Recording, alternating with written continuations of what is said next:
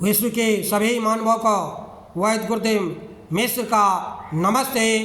Life style and world peace YouTube channel में आप आते हैं, इसके लिए ढेर सारी साधुवाद, बहुत सारी बधाइयाँ।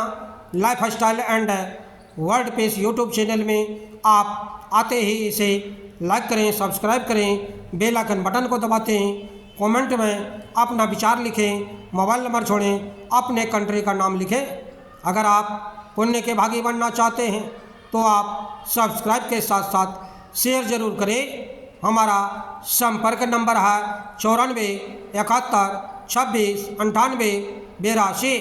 मानसिक रोग का आयुर्वेद चिकित्सा, प्राकृतिक चिकित्सा तथा यौगिक चिकित्सा भाग 12 की इस कड़ी में हम आज वर्णन करेंगे और बताएंगे शराब तथा अन्य नशीले पदार्थों के सेवन से उत्पन्न उन्माद के रोगियों में ईर्ष्या, चिड़चिड़ापन,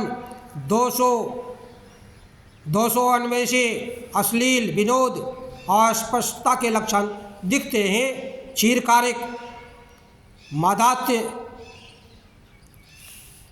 से मनोविक्षिप्त, सकल्प, प्रलाप, मध्यत विभ्रम होता है।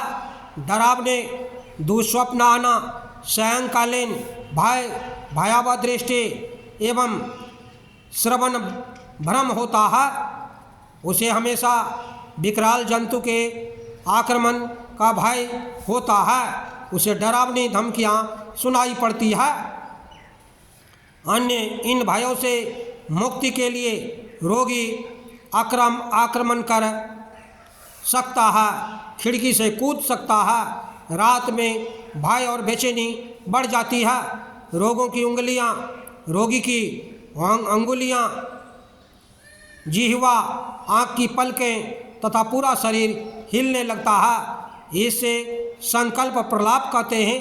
चेहरा अति रिक्तम, होंठ नीले, अत्यधिक पसीना, नाड़ी कमजोर तथा तीव्र हृदय की आवाज़, मंद तापमान वृद्धि के लक्षण परिलक्षित होते हैं।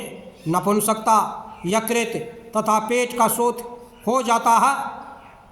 शीघ्र बुढ़ापा आ जाता है। विभिन्न मानसिक रोगों का उपचार। प्राकृतिक योग चिकित्सा से मानसिक रोगों के उपचार के लिए मन को समझाना अति आवश्यक है।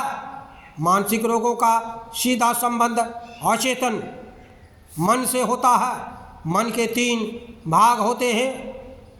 वर्तमान का कार्य चेतन मन द्वारा संचालित होता है।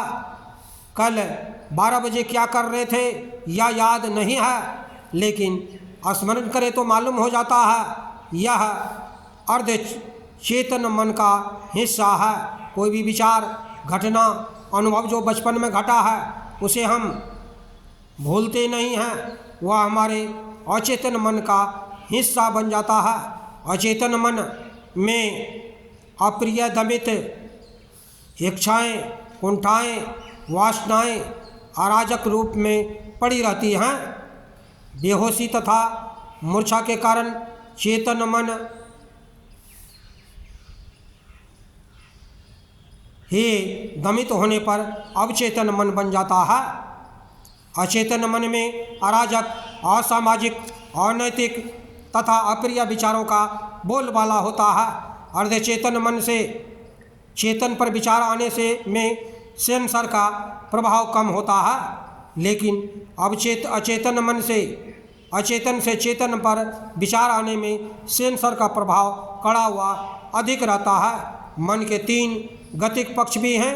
अच्छे बुरे का बिना ख्याल किए सुख प्राप्ति अधिक रहता है। मन के 3 गतिक पक्ष भी हैं।